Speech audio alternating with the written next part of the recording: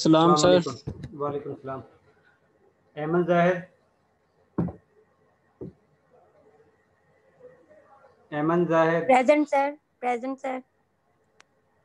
Ali Mohammad, present sir. Arsalan Kashi, present sir. Ayesha Akhtar, Ayesha Akhtar, present sir. Present sir. Ayesha Kaneeza, present sir. Ayesha Naveed, present sir. Faiza Irshad, present sir. Fariya Azhar, present sir. Javeria Sheikh, present sir.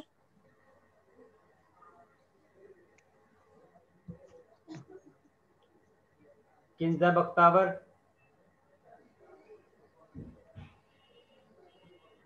Kinza Bakhtawar,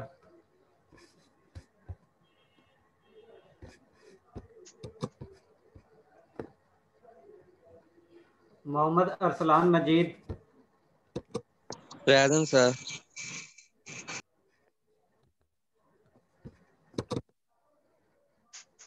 Nimra Afzal,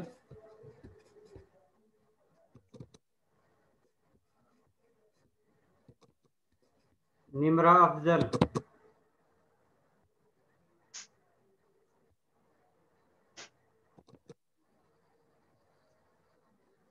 Nimra Saddique, present sir.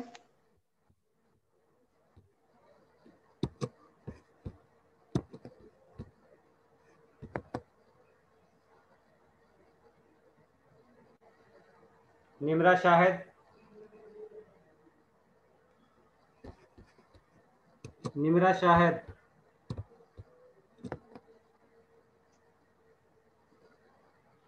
Nurul ऐन, present sir. Rizwanullah Khan, yes sir. Saima Rubab, present sir.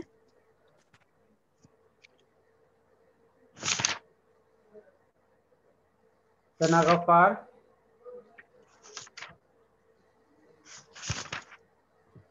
Sana Ghaffar, Seerat Rani, present sir.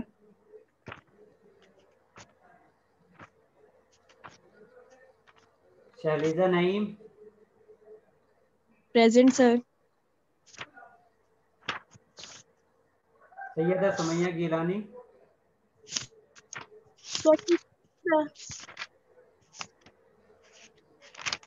Tausif Ahmad, present sir. Usama Gulzar, जी sir. Usman Hussain,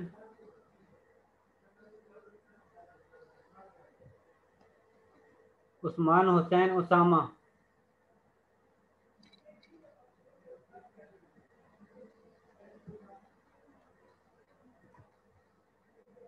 Wajiha Maqbool, present sir.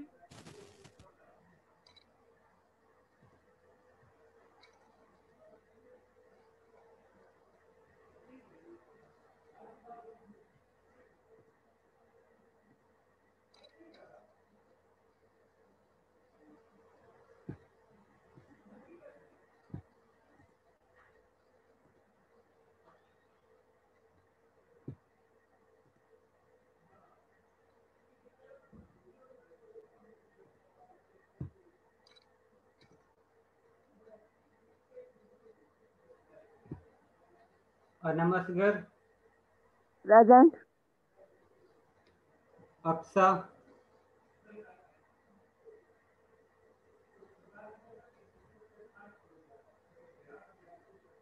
Aqsa,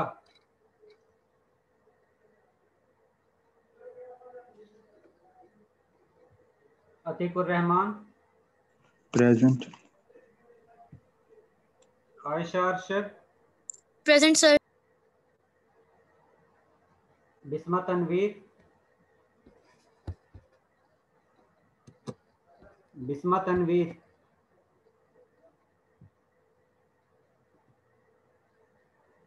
Mahnoor Bhatt, present sir. Maryam Zarif, yes sir.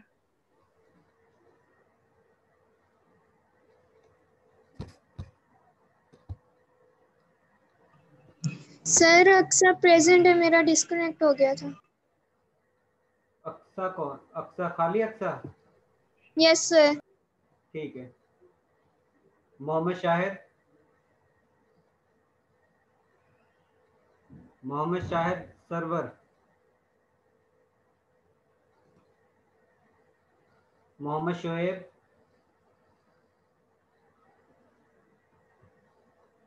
Mohammad Shoaib,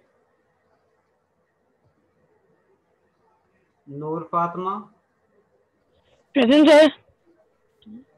Rabia Nazar, present sir. Syeda Fatima Wajid, present sir. Umar Farooq, yes sir. Present. Zoha Yasin,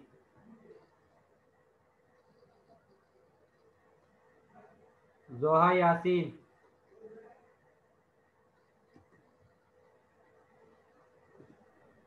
मेरी skip हो गई है, मोहम्मद शफीक खान मेरे को select होता।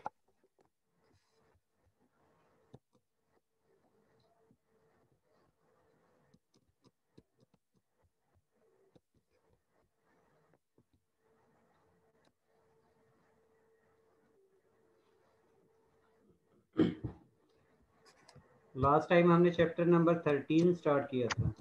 Excuse me sir. जी sir जो फरिया। आपने सर जो आपने न्यूमेरिकल्स दिए थे ना, उसमें जो फर्स्ट वाला है वही नहीं हो रहा, बाकी सारे हो गए, उसकी समझ नहीं आ रही है, वो बता दें एक दफा। हाँ।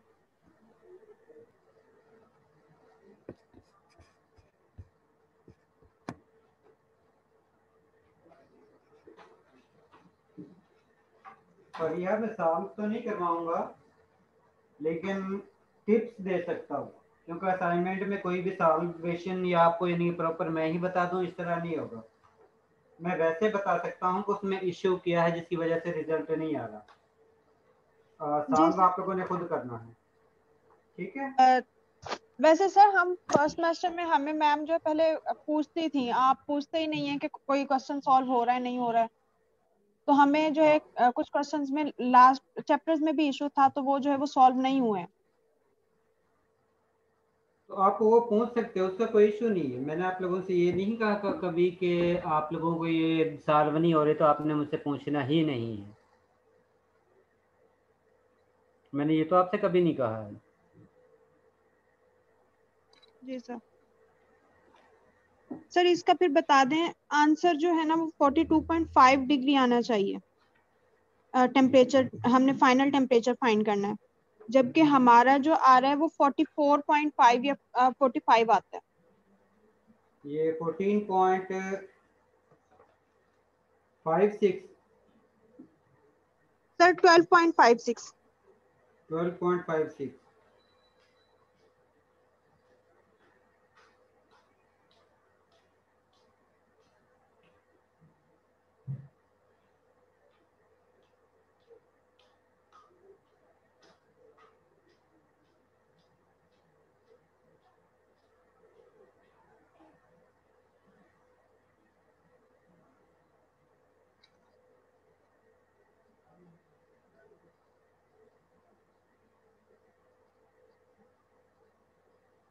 इसमें जो है स्पेसिफिक हीट दी हुई है वाटर की, प्योर वाटर की और सॉल्यूशन की।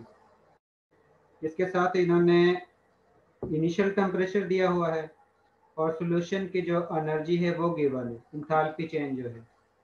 और इसके साथ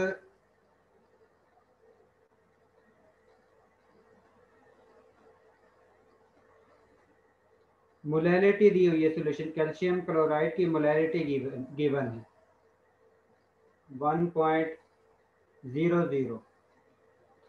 मोलैलिटी से आप लोग क्या कैलकुलेट कर सकते हो? मोल्स और मैस इन केजी। ठीक है, मोल आप लोगों के पास मोलर मैथ तो आप लोग यहाँ से डायरेक्ट ही कैलकुलेट कर सकते हो। मैथ आप लोग यहाँ से कैलकुलेट कर सकते हो इसकी मदद से। सर मोलर मैस कैसे कैलकुलेट कर सकते हैं? मोलर मैस तो जो है वो molar mass math over given होगा, आप लोग मैथ कैलकुलेट कर सकते हो। मैं मैथ की बात कर रहा हूँ जी सर। क्योंकि आप लोगों के पास मोलैलिटी का जो फार्मूला है वो है मोल divided by moles of solute divided by mass of solvent in kilogram. ठीक है, अगर आप लोग डायरेक्ट इसमें मोलैलिटी वैल्यू पुट करते हो और आप लोगों के पास मोलैलिटी की वैल्यू जो है वो 1 इसमें गिवन है,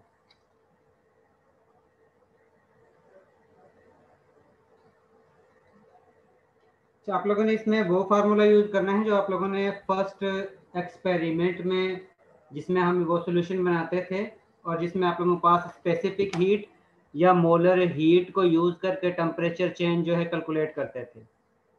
sir Q equals to MC delta T। जी, तो सर उससे भी जो है आंसर 44.5 आ रहा है, जो सोल्यूशन बुक में है वो 42.5 है। 42.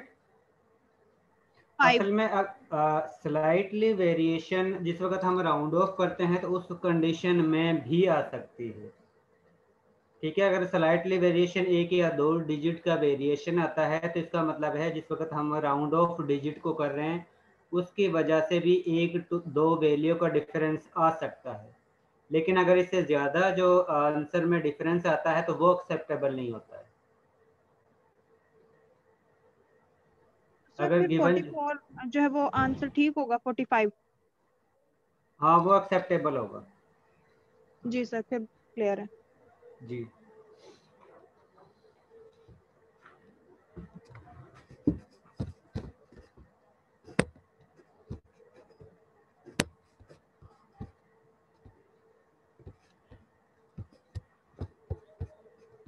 Today we have discuss, last time आप लोगों ने काइनेटिक्स के बारे में स्टडी किया था और सर आज इसका आप लोग ओवरव्यू दे दें थोड़ा सा। लास्ट टाइम हमारा क्विज था तो उसकी वजह से हमने इतना ध्यान नहीं दिया, थोड़ा सा ओवरव्यू दे दें चैप्टर 13 का जो स्टार्ट था। chemical kinetics is a branch of chemistry in which we study about rate of reaction, mechanism of reaction, and factors which affect on the reaction are those things which control the rate of reaction.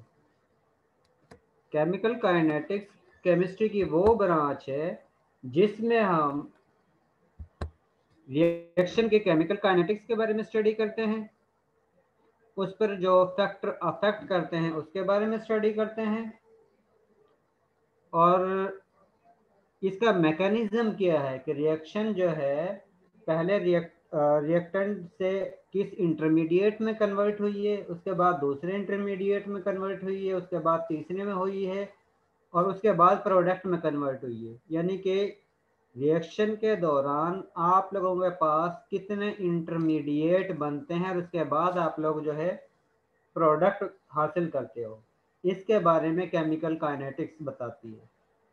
जिस तरह आप लोगों को job हासिल करने के लिए पहले आप लोग जो है एक क्लास पढ़ते हो, उसके बाद दूसरी क्लास पढ़ते हो, उसके बाद तीसरी क्लास पढ़ते हो, फिर चौथी क्लास पढ़ते हो, इसी तरह आप लोगों की डिग्री जो है जितनी रिक्वायरमेंट होती है उस तक आप लोगों को हासिल करते हो और उसके बाद आप लोगों को जॉब मिलती है। इसी तरह रिएक्शन जो है पहले रिएक्टेंट स्पीशीज से किसी और चीज़ में कन्वर्ट होती है जिसको हम इंटरमीडिएट कहते हैं, उसके बाद सेकंड इंटरमीडिएट स्पीशी में कन्वर्ट होती है, उसके बाद थर्ड में, फोर्थ में, और लास्ट में वो प्रोडक्ट में कन्वर्ट होती है। इन सारे इंटरमीडिएट की इंफॉर्मेशन जो है वो केमिकल काइनेटिक्स बताता है कि आप लोगों के पास एक इंटरमीडिएट बनता है या दो इंटरमीडिएट बनते हैं, तीन बनते हैं, चार बनते हैं या पांच बनते हैं, और उसके बाद सर प्रोडक्ट इसकी कोई एग्जांपल तो देना सर, किसकी? भी आप समझा रहे हैं ना। जिस तरह आप लोग मिथाइल क्लोराइड का रिएक्शन करवाते हो बेस के साथ, तो आप लोगों के पास मिथाइल अल्कोहल बनती है या मेथनॉल बनता है। तो उस कंडीशन में आप लोगों के पास सिर्फ एक ट्रांजिशन स्टेट हासिल होती है कि जिसमें OH ग्रुप जो है बैक साइड से अटैक करता है और दूसरी साइड से क्लोरीन जो है वो रिमूव होता है, जिसके रिजल्ट में आप लोगों के पास एक ट्रांजिशन स्टेट हासिल होती है जिसमें जो मिथाइल का जो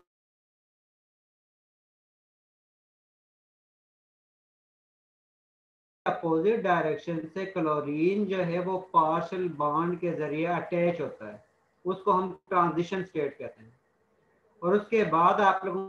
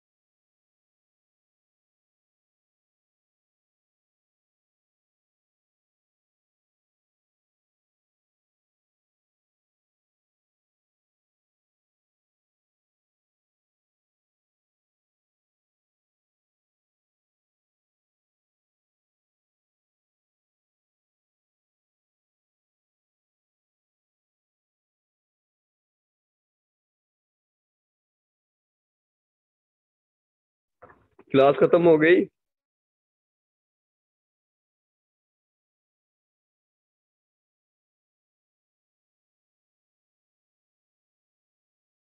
सर का नेट का इशू आ गया लगता है। ओके।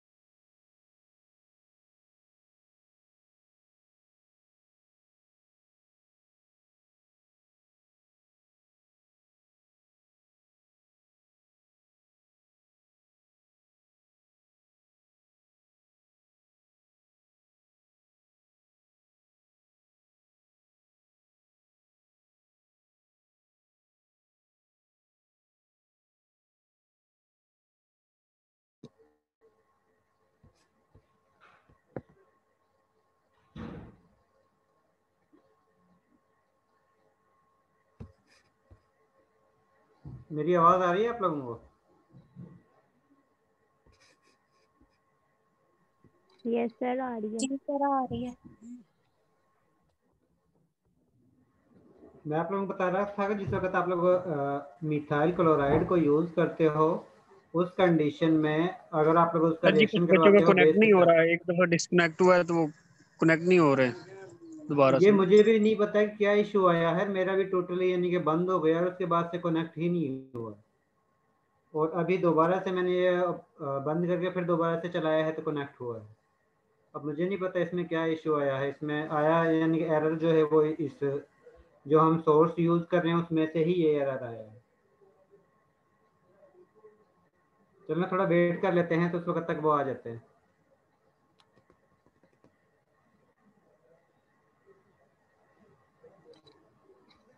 उनसे कहें कि दोबारा से कनेक्ट करके देखें।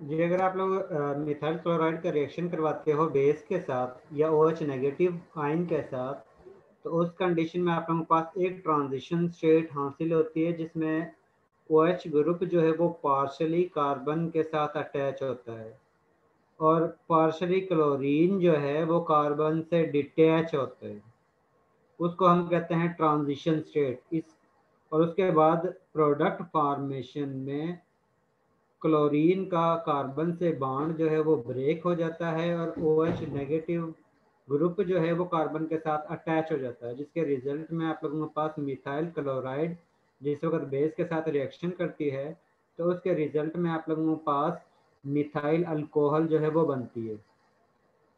और अगर आप लोगों के पास ये टर्शरी ब्यूटाइल क्लोराइड हो और उसका अगर आप लोग रिएक्शन करवाते हो बेस के साथ OH नेगेटिव आयन के साथ तो उस कंडीशन में पहले टर्शरी ब्यूटाइल क्लोराइड में से क्लोराइड आयन रिमूव होता है, उसके बाद आप लोगों के पास साथ क्लोराइड आयन रिमूव होता है और टर्शरी कैटाइन जो है टर्शरी ब्यूटाइल कैटाइन जो है वो प्रोड्यूस होता है जिसको हम इंटरमीडिएट कहते हैं। उसके बाद सेकंड स्टेप में OH नेगेटिव आयन जो है वो कैटाइन के कार्बन पर जिस पर प्लस चार्ज है उस पर अटैक करता है और उसके बाद आप लोगों के पास टर्शरी ब्यूटाइल अल्कोहल बनता है। सर ये थोड़ा सा बोर्ड पे समझा दें सर जी, ऐसे पता नहीं चल रहा सर जी।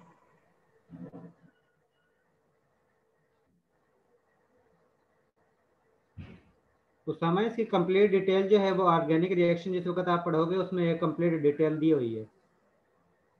ठीक है सर।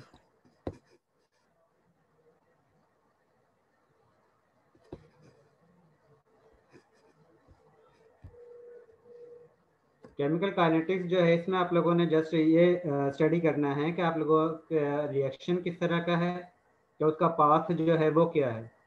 इसके साथ केमिकल काइनेटिक्स ये बताते हैं कि कौन कौन से फैक्टर हैं जो इसके रेट ऑफ रिएक्शन को कंट्रोल करते हैं, जिनकी वजह से रेट ऑफ रिएक्शन स्पीड से होता है या स्लो होता है। इसके साथ केमिकल काइनेटिक्स जो है आप लोगों को ये भी बताता है कि कौन कौन से फैक्टर जो है वो रेट ऑफ रिएक्शन को कंट्रोल करते हैं, जिनकी वजह से रेट ऑफ रिएक्शन यानी कि प्रोडक्ट जो है वो स्पीड के साथ बनता है या स्लो बनता है। इसमें सबसे पहला जो फैक्टर है वो है कंसंट्रेशन। अगर आप लोग रिएक्टेंट की कंसंट्रेशन ज़्यादा यूज़ करते हो, अगर आप लोगों के पास रिएक्टेंट की कंसंट्रेशन ज़्यादा होती है तो उस कंडीशन में रिएक्टेंट मॉलिक्यूल जो हैं वो आपस में कोलिजन ज़्यादा शो करेंगे। और काइनेटिक्स ये कहती है कि जिस वक्त नंबर ऑफ कोलिजन इंक्रीज होंगी तो उस कंडीशन में प्रोडक्ट फॉर्मेशन जो है वो भी इंक्रीज होगा। When the concentration of reactant species is increased, then the possibility to convert reactant into product also increase. It means when the concentration of reactant species is increased, the product concentration or rate of forward reaction is also increased. If the concentration of reactant species is decreased, it means the possible collisions, number of collisions of reactant species is also decreased, which means the conversion of reactant species from reactant to product is also decreased. Physical chemistry या kinetics ये कहती है कि जिस वक्त number of collision ज़्यादा होंगी, molecule एक दूसरे के साथ ज़्यादा टकराएंगे, तो उस कंडीशन में रिएक्टेंट प्रोडक्ट में कन्वर्ट होगा, और अगर कम टकराएंगे तो उस कंडीशन में रिएक्टेंट कम ही प्रोडक्ट में कन्वर्ट होंगे। और आप लोगों को पता है कि जिस वक्त आप लोग ज़्यादा कंसंट्रेशन यूज़ करते हो, इसका मतलब है कि उस कंडीशन में उनकी कोलिजन इंक्रीज हो जाती है, और जिस वक्त कोलिजन इंक्रीज होंगी तो उस कंडीशन में प्रोडक्ट जो है वो भी आप लोगों के पास लार्ज या रैपिडली जो है वो प्रोड्यूस होगा। इसका मतलब है कि rate of reaction concentration increase करने से इंक्रीज होगा। दूसरा फैक्टर है कैटालिस्ट। कैटालिस्ट जो है वो रिएक्टेंट को स्पीड के साथ प्रोडक्ट में कन्वर्ट करता है, लेकिन ड्यूरिंग रिएक्शन जो है यानी कि प्रोडक्ट फॉर्मेशन के बाद कैटालिस्ट जो है वो दोबारा से रीजनरेट हो जाता है। तीसरा फैक्टर है टेम्परेचर, कि जिस तरह आप लोग टेम्परेचर इंक्रीज करते हो तो सर जी ये कैटालिस्ट जो है रीजनरेट होता है, ये किस मैकेनिज्म से होता है सर जी, इसको थोड़ा सा बता दें। मैकेनिज्म मैंने कहा है कि टोटल मैकेनिज्म आप लोगों ने ऑर्गेनिक केमिस्ट्री में स्टडी करना है। इसमें फिजिकल पैरामीटर जो काइनेटिक्स के हैं वो आप लोगों ने स्टडी करना है कि जिस तरह आप लोग डिफरेंट टाइम इंटरवल यूज़ करते हो, तो उस कंडीशन में रिएक्टेंट जो है प्रोडक्ट में कितना कन्वर्ट होता है या नहीं होता है। आप लोगों को ये जो सिलेबस है उसमें सिर्फ इतना ही है। मजीद अगर सिलेबस है तो उसमें आप लोगों को ऑर्गेनिक केमिस्ट्री 1 और 2 जिस वक्त पढ़ोगे उसमें एक कंप्लीट डिटेल मैकेनिज्म की दी हुई है।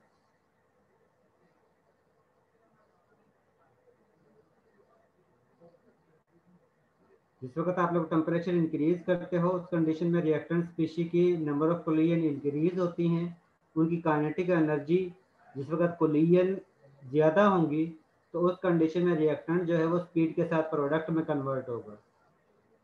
इसके बाद थर्ड फैक्टर है कि आप लोगों के पास रिएक्टेंट स्पीशी कैसी, उसकी नेचर क्या है, कि आप लोगों के पास फंक्शनल ग्रुप जो है वो कैसा है, उसकी स्टेबिलिटी कम है या ज़्यादा है।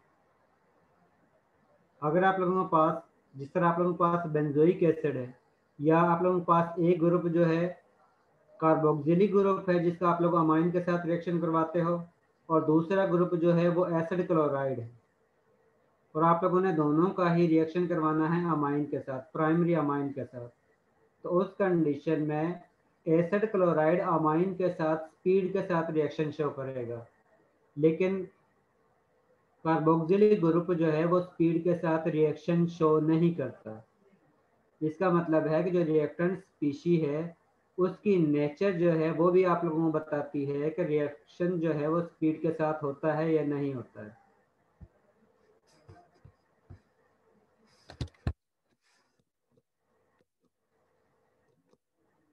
इसके बाद रेट ऑफ रिएक्शन जो आप लोगों को केमिकल काइनेटिक्स में आप लोग स्टडी करते हो। रेट ऑफ रिएक्शन बेसिकली आप लोगों को ये बताता है कि डिफरेंट टाइम इंटरवल के बाद कितनी रिएक्टेंट स्पीशी की कंसंट्रेशन चेंज हुई है। अगर रिएक्टेंट स्पीशी की कंसंट्रेशन जो है वो कम चेंज होगी ज़्यादा टाइम के अंदर, तो इसका मतलब है कि रिएक्शन की स्पीड जो है वो कम होगी, और अगर उसकी कंसंट्रेशन में ज़्यादा चेंज आया होगा तो इसका मतलब है कि रेट ऑफ रिएक्शन जो है वो फास्ट होगा।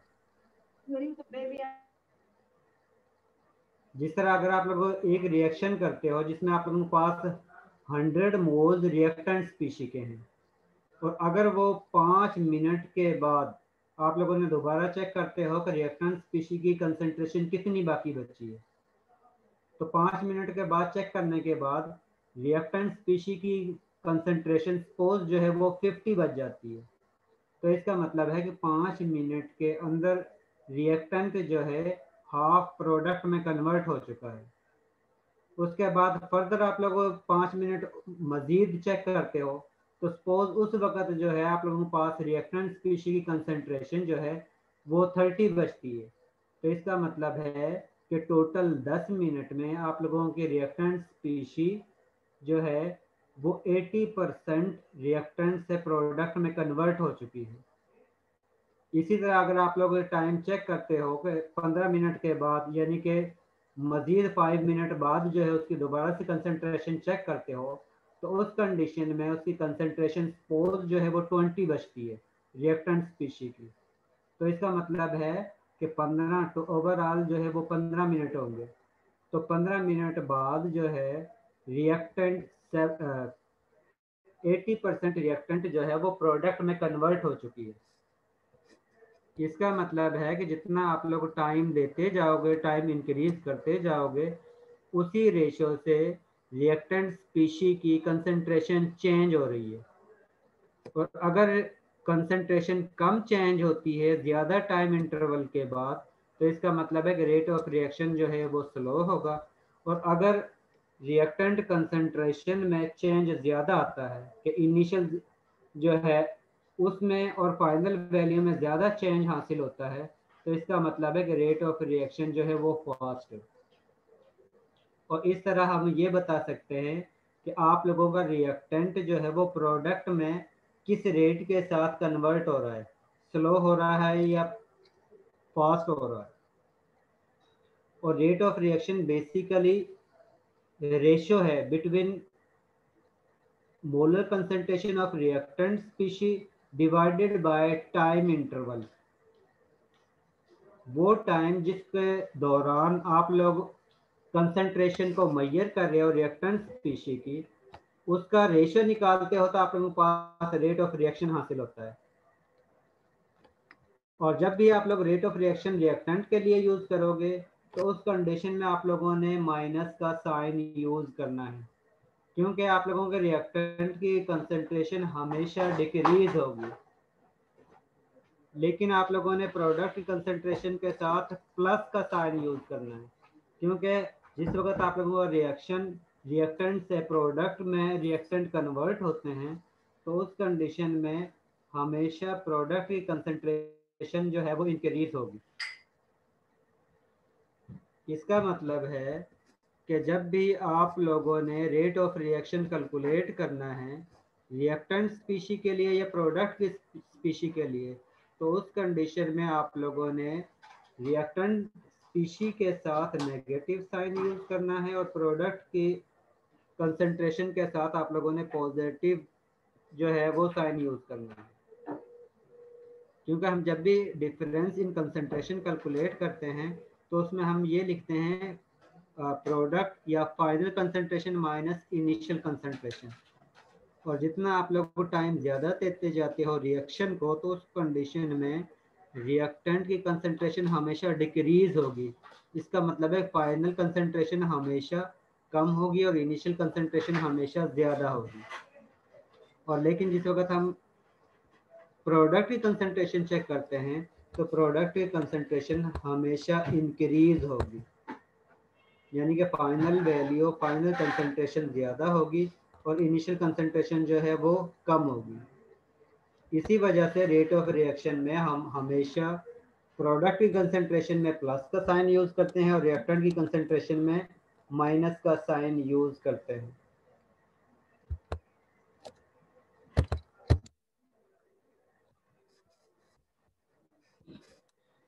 ये लास्ट टाइम मैं आप लोगों को एग्जांपल दे रहा था कि जिसमें आप लोगों के पास सपोज ए एक स्पीशी है और बी एक स्पीशी है, दोनों को आप लोग मिक्स करते हो तो सी आप लोगों के पास प्रोडक्ट हासिल होता है। और इनिशियल टाइम जिस वक्त आप लोग यूज करते हो, जिस वक्त रिएक्शन नहीं हुआ है, जस्ट आप लोगों ने रिएक्टेंट स्पीशी को मिक्सअप किया है, तो उस कंडीशन में आप लोगों के पास इनिशियल टाइम 0 है, या जिस वक्त रिएक्शन जो है वो स्टार्ट ही नहीं हुआ। उस वक्त ए की कंसंट्रेशन सपोज 8 है और बी की कंसंट्रेशन 8 है, और सी की कंसंट्रेशन 0 होगी क्योंकि उस वक्त रिएक्शन ही नहीं हुआ है। लेकिन जिस वक्त आप लोग कुछ टाइम इंटरवल के बाद यानी कि 16 मिनट के बाद आप लोग कंसंट्रेशन चेक करते हो रिएक्टेंट और प्रोडक्ट की, तो उस कंडीशन में सपोज ए की कंसंट्रेशन बाकी बचती है 4 और बी की कंसंट्रेशन बाकी बचती है 4 और सी की कंसंट्रेशन जो जनरेट हुई है प्रोडक्ट फॉर्मेशन में वो भी 4 आप लोगों के पास हासिल होती है। ये सपोज वैल्यू है। इसका मतलब है कि रिएक्टेंट की कंसंट्रेशन 8 इनिशियल थी और उसके बाद फाइनल में 4 हुई है। इसका मतलब है कि प्रोडक्ट रिएक्टेंट की कंसंट्रेशन जो है वो डिक्रीज हो रही है। लेकिन जिस वक्त हम प्रोडक्ट की कंसंट्रेशन को कंपेयर करते हैं तो उस कंडीशन में इनिशियल 0 थी लेकिन फाइनल में आप लोगों के पास 4 हासिल हुई है। तो जिस वक्त आप लोग 4 या 4 माइनस 1 लिखते हो तो आप लोगों के पास आंसर जो है वो प्लस में आता है। और इसी वजह से जब भी हम प्रोडक्ट का रेट ऑफ रिएक्शन कैलकुलेट करते हैं तो उसके साथ हम प्लस का साइन यूज करते हैं। अब इसी तरह जिस वक्त हम चेक करते हैं रिएक्टेंट की कंसंट्रेशन के दौरान तो आप लोगों के पास इनिशियल ए की कंसंट्रेशन 8 है और फाइनल कंसंट्रेशन 4 है। तो जिस वक्त हम difference in concentration for reactant A species तो आप लोग लिखोगे 4 माइनस 8, तो आप लोगों के पास हासिल जो होता है वो -4 हासिल होता है। अब माइनस का साइन इसमें इसलिए आ रहा है क्योंकि आप लोगों के पास हमेशा रिएक्टेंट स्पीशी की कंसंट्रेशन जो है वो डिक्रीज हो रही है। और इसी वजह से हम जब भी rate of reaction for reactant species लिखते हैं तो उसके साथ माइनस का साइन ही यूज करते हैं। तो उस कंडीशन में आप लोगों के पास जब रेट ऑफ रिएक्शन कैलकुलेट करते हो तो उस कंडीशन में आप लोगों के पास आता है rate molar concentration of product divided by molar concentration of reactant. ये उसके लिए है कि जो आप लोगों के पास प्रोडक्ट स्पीशी हासिल हो रही है। इसी तरह अगर आप लोग रिएक्टेंट स्पीशी के लिए कैलकुलेट करना चाहते हो तो उस कंडीशन में आप लोगों ने इसी तरह फार्मूला लिखना है और रिएक्टेंट स्पीशी में आप लोगों के पास ए आती है और साथ में जो है बी मटेरियल आता है। अब इनके साथ जिस वक्त अब सी की कैलकुलेट करना है तो आप लोगों ने यहाँ पर प्लस का साइन यूज करना है क्योंकि इनकी मोलर कंसंट्रेशन जो है वो इंक्रीज हो रही है।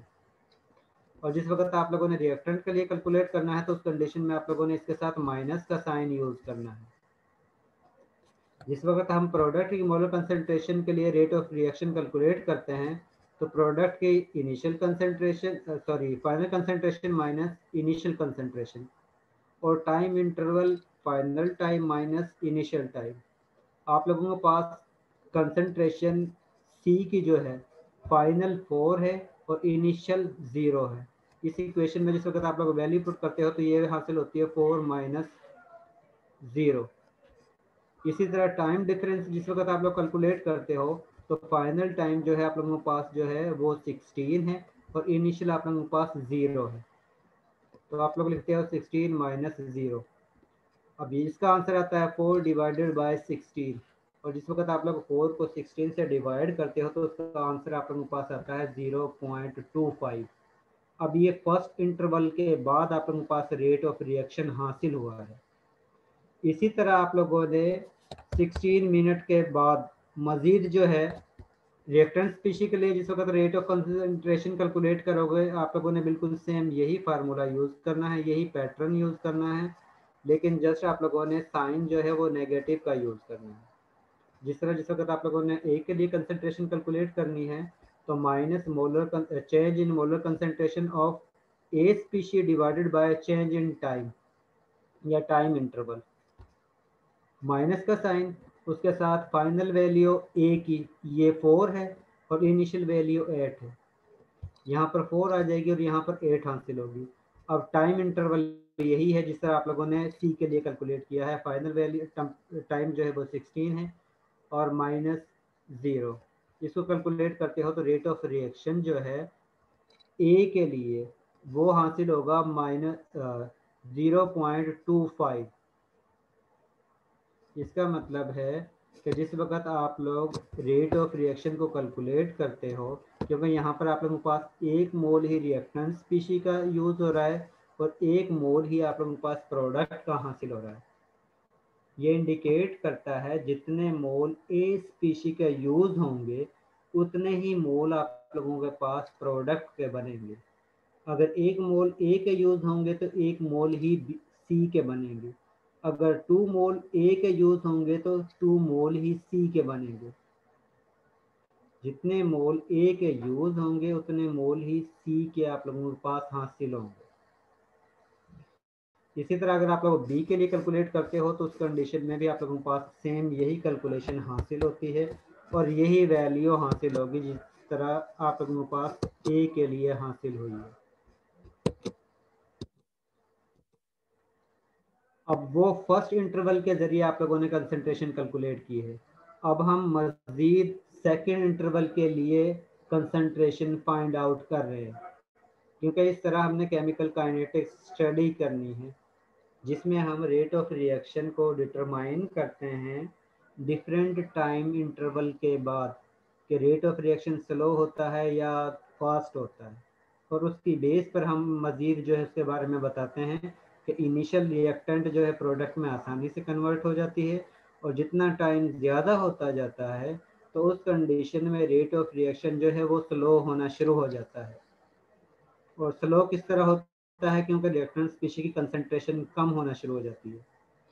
पहले आप लोगों ने देखा था जिसमें आप लोगों ने इनिशियल कंसंट्रेशन ए और बी की जो थी वो 8 मोल थी और सी की 0 थी जिस वक्त टाइम 0 था। लेकिन जिस वक्त आप लोगों ने 16 मिनट के बाद चेक किया है तो उस कंडीशन में ए की कंसंट्रेशन जो है वो 4 है, बी की कंसंट्रेशन 4 है और सी की कंसंट्रेशन जो है वो भी 4 हासिल हुई है। उसके बाद आप लोग दोबारा से चेक करते हो 32 मिनट के बाद कि आप लोगों के रिएक्टेंट जो है वो कितनी प्रोडक्ट में कन्वर्ट हुई है। अब जाहिर है पहले जो कन्वर्ट हो चुकी है उसको तो हम काउंट नहीं करेंगे क्योंकि वो तो कन्वर्ट हो चुकी है। हमने 16 मिनट के वक्त जो ए और बी की कंसंट्रेशन होगी उससे कंपेयर करके हमने वैल्यू कैलकुलेट करनी है। अब उस वक्त आप लोगों के पास इनिशियल कंसंट्रेशन ए की 4 होगी और बी की जो है वो भी 4 होगी और सी की इनिशियल कंसंट्रेशन 4 होगी क्योंकि ये ऑलरेडी बन चुकी है।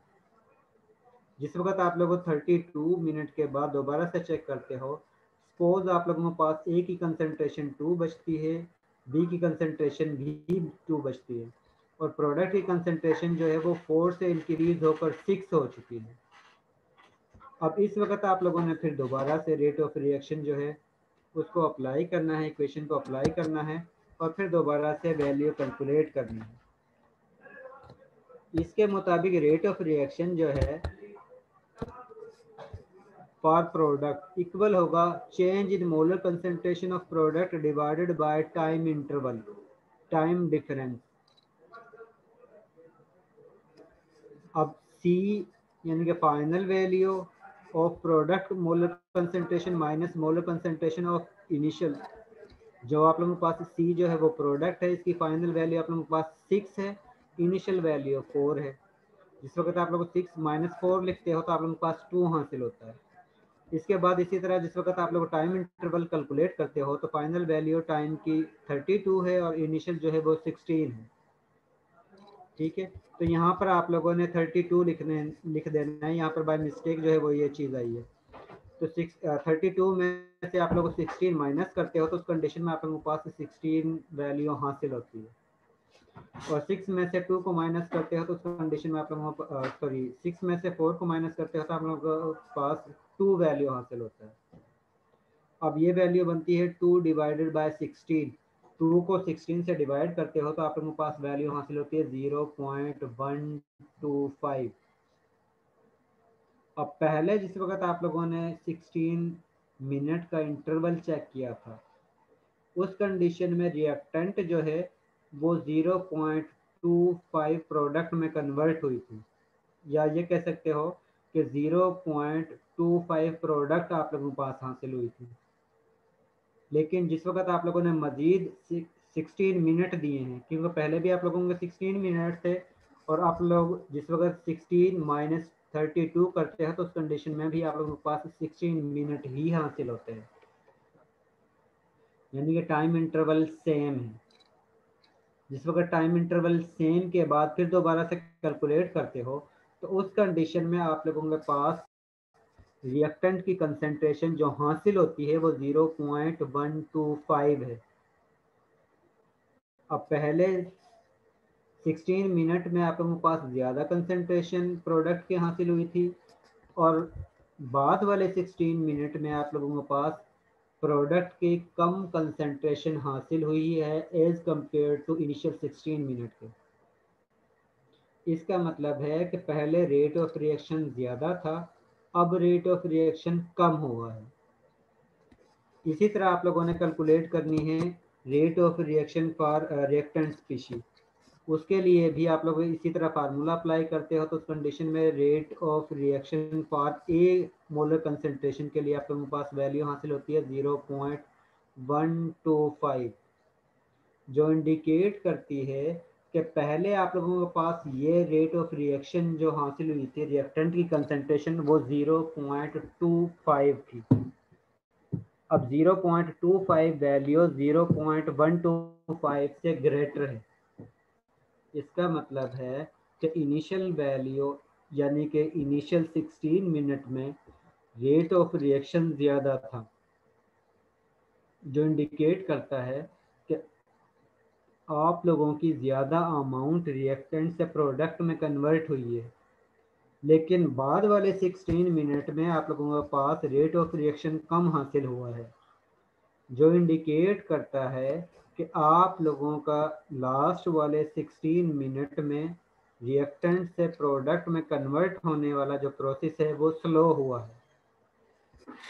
इसका मतलब है कि इनिशियल जिस वक्त आप लोग रिएक्टेंट स्पीशी को मिक्सअप करते हैं तो उस कंडीशन में रेट ऑफ रिएक्शन ज़्यादा होता है, और जिस वक्त आप लोग ज़्यादा टाइम देते हो तो उस कंडीशन में रेट ऑफ रिएक्शन स्लो होना शुरू हो जाता है।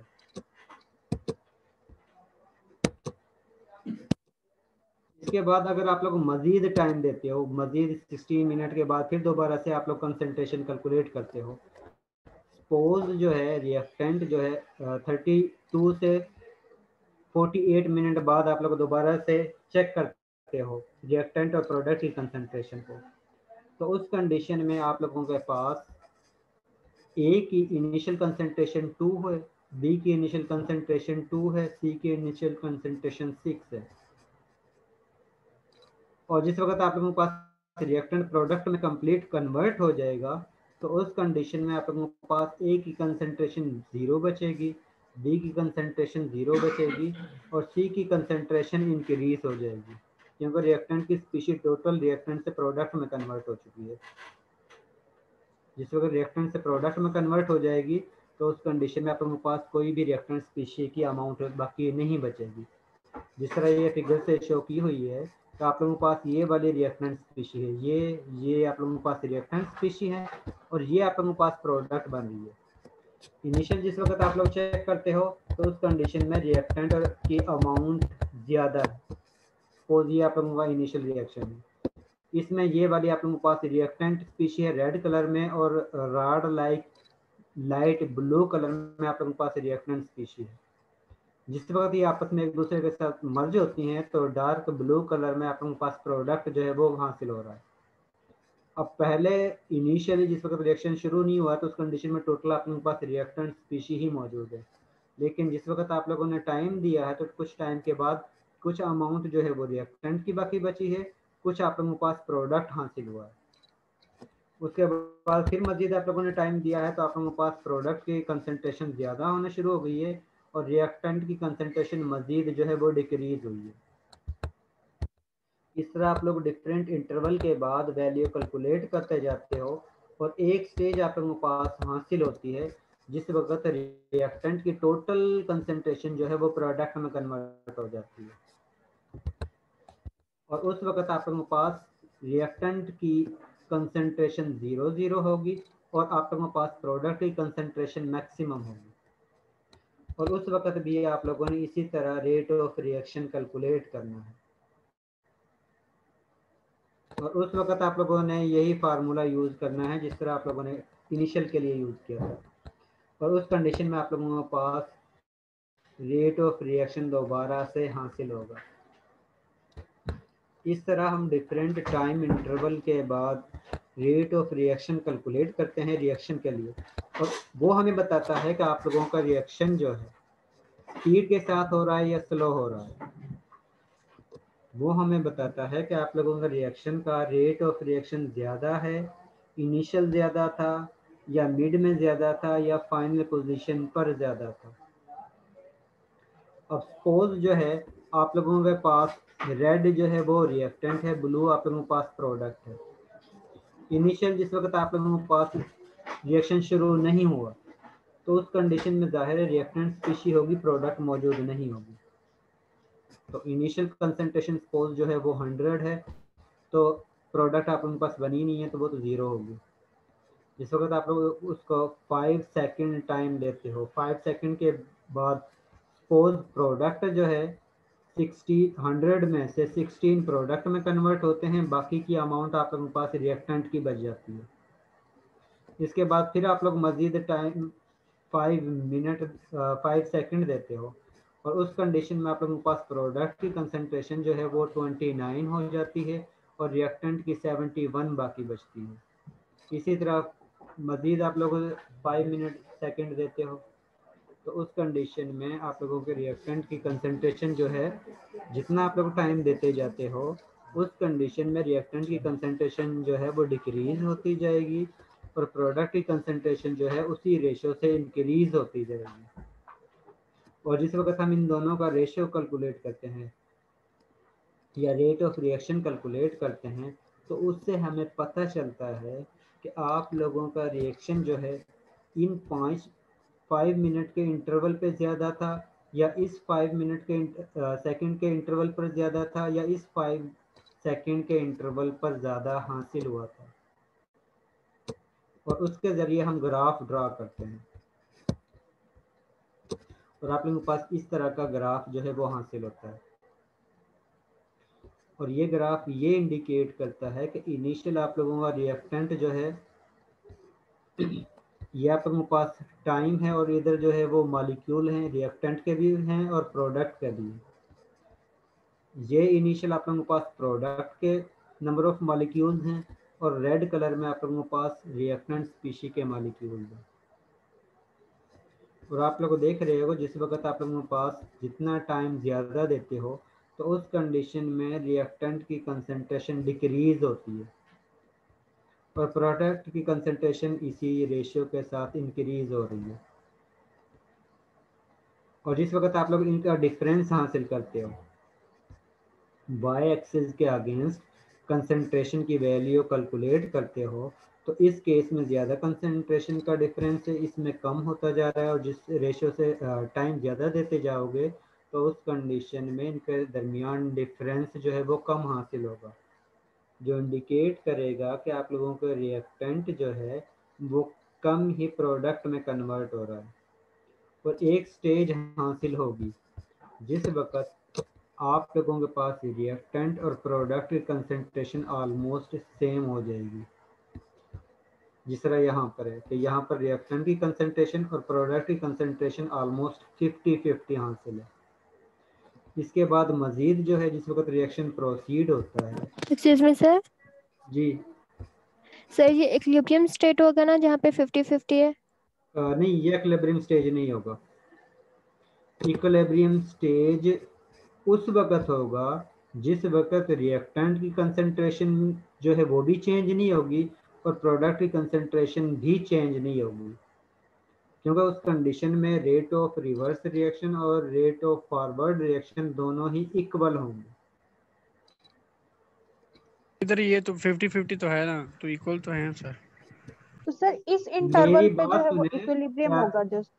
इस पर इक्विलिब्रियम नहीं होगा, इस पे सिर्फ आप लोग ये कह सकते हो कि इस पॉइंट पर हाफ अमाउंट रिएक्टेंट की प्रोडक्ट में कन्वर्ट हुई है।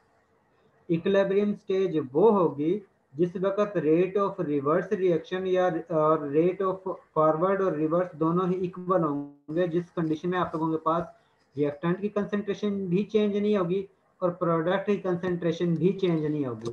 क्योंकि अगर आप लोग इसके बाद चेक करते हो तो इसमें तो आप लोगों के पास प्रोडक्ट की कंसंट्रेशन भी चेंज हुई है और रिएक्टेंट की कंसंट्रेशन भी चेंज हुई है। इसका मतलब है कि रेट ऑफ रिवर्स और रेट ऑफ फॉरवर्ड रिएक्शन, यानी कि रिएक्टेंट से प्रोडक्ट में कन्वर्ट होना और प्रोडक्ट से दोबारा से रिएक्टेंट में कन्वर्ट होना, जिस वक्त वो दोनों इक्वल हो जाएंगे उस स्टेज को हम इक्विलिब्रियम स्टेज कहेंगे। और अगर आप लोगों के पास वो दोनों इक्वल नहीं होते तो उस कंडीशन में आप लोगों के पास रिएक्टेंट की कंसंट्रेशन इनिशियल और फाइनल में डिफरेंस हासिल होगा। और अगर आप लोगों के पास ये डिफरेंस हासिल होता है तो उस कंडीशन में आप लोगों के पास इक्विलिब्रियम स्टेज हासिल नहीं होगी।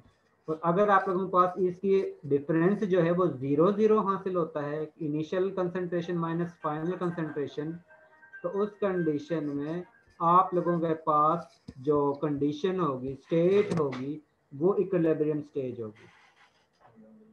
अगर आप लोगों के पास रिएक्टेंट की इनिशियल और फाइनल कंसंट्रेशन और प्रोडक्ट की इनिशियल और फाइनल कंसंट्रेशन चेंज नहीं होती, तो अगर चेंज होती है तो इसका मतलब है कि आप लोगों के रिएक्शन की इक्विलिब्रियम स्टेज नहीं है। ठीक है, कि जिस तरह यहाँ पर आप लोगों के पास ये स्टेज हासिल होती है जिसमें हाफ रिएक्टेंट प्रोडक्ट में कन्वर्ट हुई है, तो इसको हम इक्विलिब्रियम स्टेज नहीं कह सकते। आप लोगों के पास इक्विलिब्रियम स्टेज वो होगी, सर मैं क्लास पढ़ा रहा हूँ।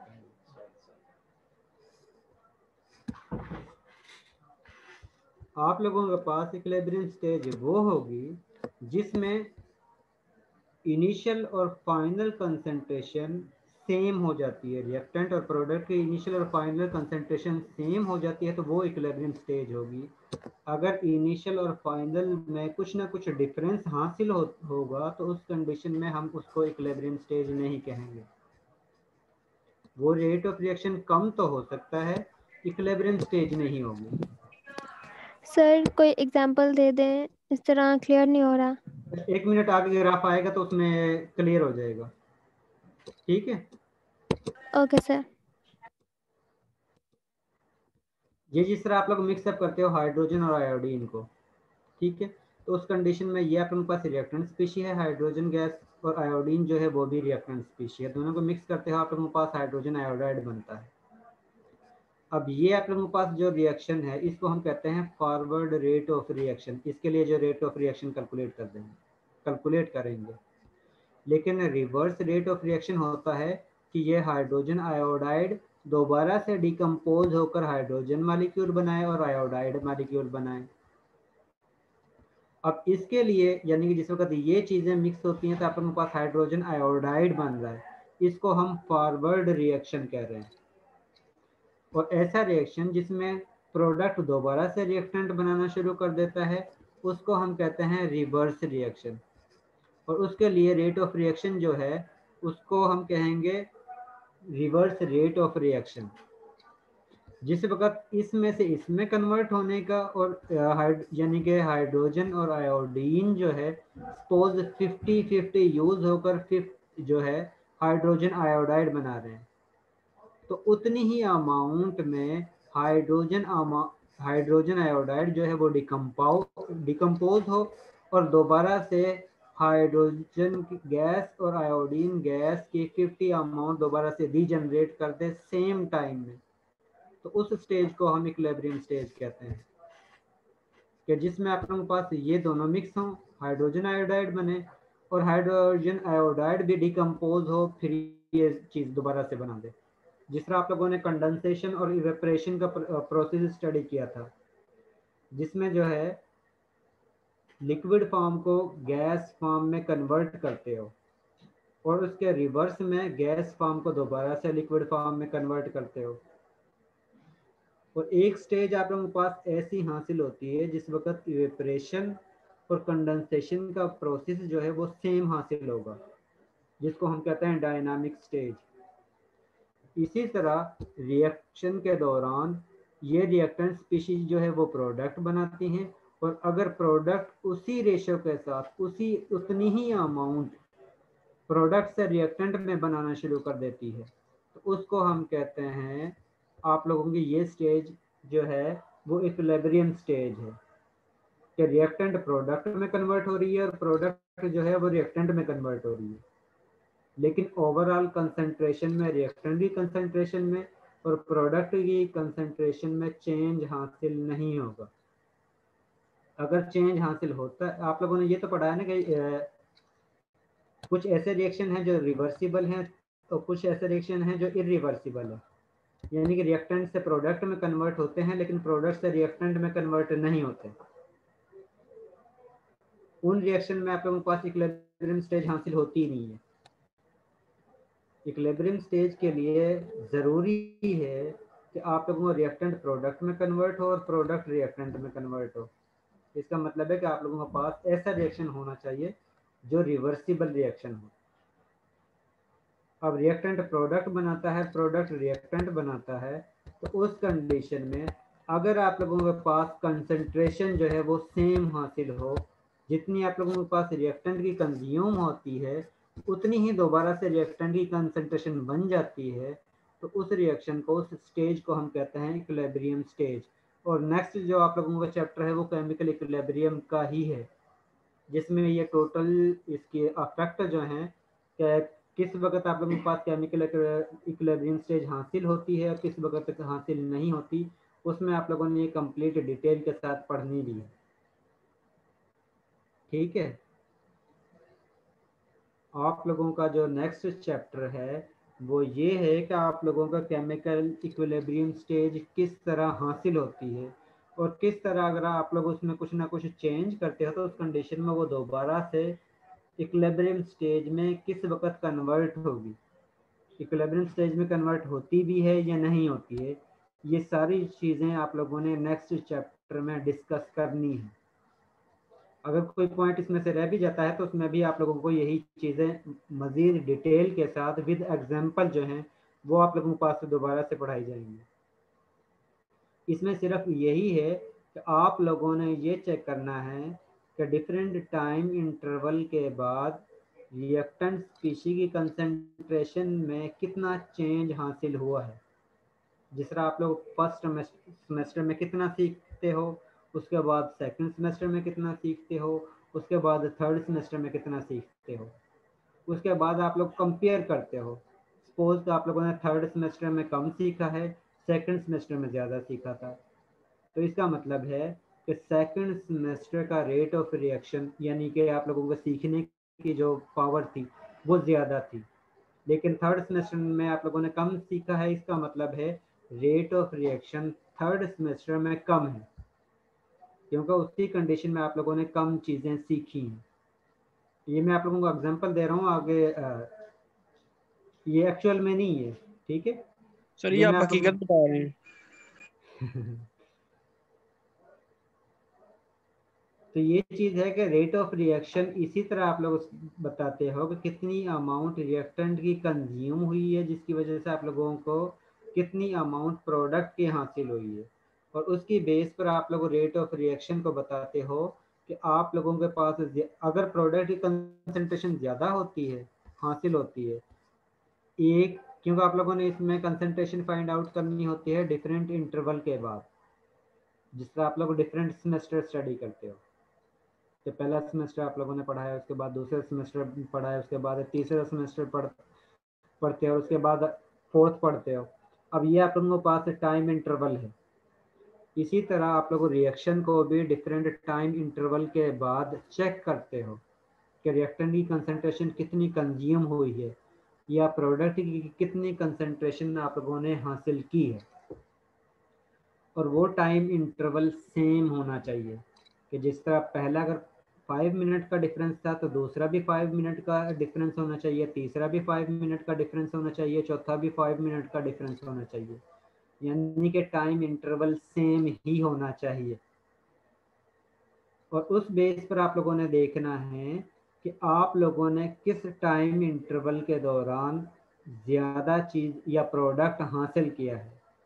जिसके दौरान, जिस टाइम इंटरवल के दौरान आप लोग ज़्यादा अमाउंट, ज़्यादा प्रोडक्ट की अमाउंट हासिल करोगे, इसका मतलब है उस टाइम इंटरवल के दौरान आप लोगों का रेट ऑफ रिएक्शन ज़्यादा था, और जिसके दौरान आप लोगों ने कम कंसंट्रेशन फाइंड आउट की है इसका मतलब है कि उसमें रेट ऑफ रिएक्शन स्लो था। और रेट ऑफ रिएक्शन किस तरह कैलकुलेट करते हो, उसमें आप लोग चेंज इन मोलर कंसंट्रेशन को डिवाइड करते हो टाइम इंटरवल के से, तो उस कंडीशन में आपके पास रेट ऑफ रिएक्शन हासिल होता है। और उस कंडीशन में जिसमें रेट ऑफ रिएक्शन की वैल्यू ज़्यादा हासिल होगी, इसका मतलब है वो इंटरवल जो है उस दौरान प्रोडक्ट की कंसंट्रेशन आप लोगों के पास ज़्यादा हासिल हुई है। और अगर प्रोडक्ट के रेट ऑफ रिएक्शन जिस वक्त कैलकुलेट करते हो तो उसका आंसर अगर आप लोगों के पास कम हासिल होता है, तो इसका मतलब है कि उस दौरान आप लोगों के पास रेट ऑफ रिएक्शन जो है रिएक्टेंट स्पीशी कम प्रोडक्ट में कन्वर्ट हुई है। और इस तरह आप लोग ये बता सकते हो कि आप लोगों का रिएक्शन जो है वो स्पीड के साथ हो रहा है या स्लो हो रहा है। तो रेट ऑफ रिएक्शन जो है, रिएक्टेंट जो है इनिशियली जो है वो स्पीड के साथ प्रोडक्ट में कन्वर्ट हुई थी, या लास्ट में रिएक्टेंट जो है वो प्रोडक्ट में स्पीड के साथ कन्वर्ट हुए हैं। और इस बेस पर आप लोग बता सकते हो कि आप लोगों का रिएक्शन जो है वो जिस वक्त मिक्सअप करते हो उस वक्त ज़्यादा होता है, या जिस वक्त टोटल अमाउंट प्रोडक्ट में कन्वर्ट होने वाली होती है उस वक्त रेट ऑफ रिएक्शन ज़्यादा होता है।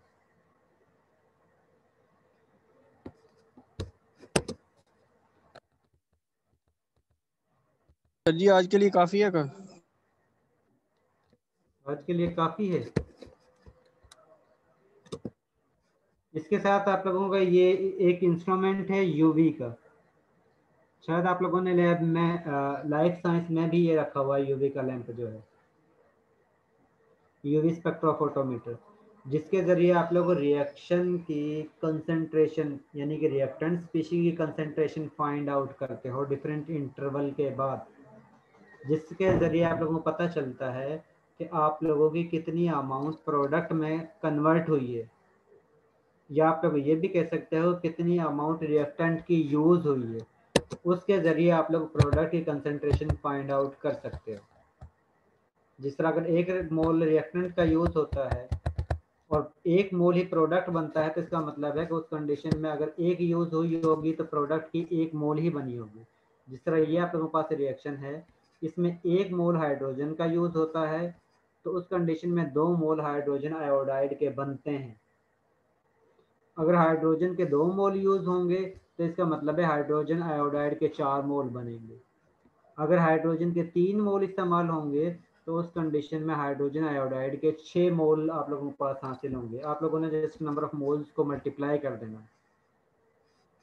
और अगर आप लोग इसका रिवर्स कैलकुलेट करते हो तो उस कंडीशन में हाफ मोल अगर हाइड्रोजन का यूज़ होगा तो उस कंडीशन में आप लोगों के पास हाइड्रोजन आयोडाइड का 1 मोल हासिल होगा। और ये कंसंट्रेशन के बारे में आप लोगों को यूवी स्पेक्ट्रोफोटोमीटर के ज़रिए पता चलता है।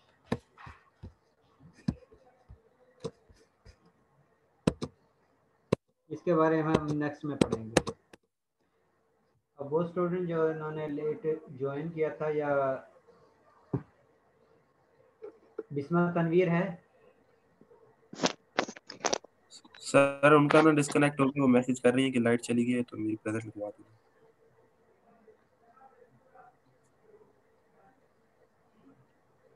डिस्कनेक्ट हो गया है क्या मतलब? यस सर, दरमियान में वो कह रही है कि उसकी लाइट चली गई, अभी टेक्स्ट मैसेज कर रही है वो। अगर किसी का इस तरह का इशू हो तो वो ज्वाइन करने के साथ ही मैसेज कर सकता है इसी जो आप लोगों के पास मैसेजिंग बॉक्स है, क्योंकि वहां से रिकॉर्ड आ सकता है, अदरवाइज आपका रिकॉर्ड नहीं आता है।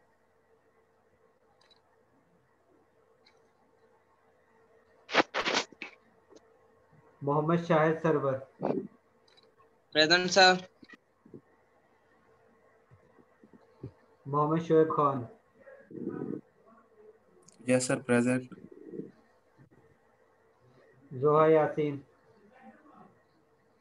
Present sir.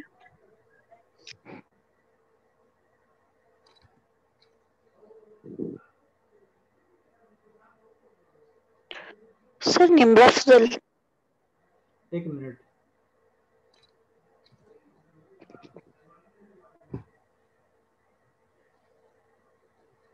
किंजा बख्तावर,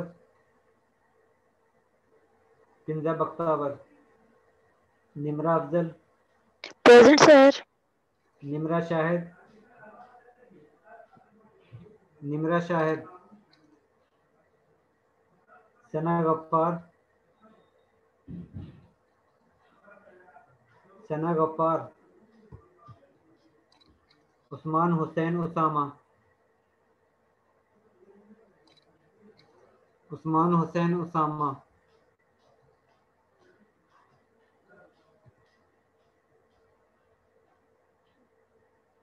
जी आप लोग लीव कर सकते हो। Excuse me sir. जी अली मोहम्मद। सर मेरी अटेंडेंस होगी, पहले मेरा डिस्कनेक्ट हो गया था। अली मोहम्मद आपकी हो गई है। लीव कर सकते हैं। हाँ थैंक लीव यू कर सर। सकते हो।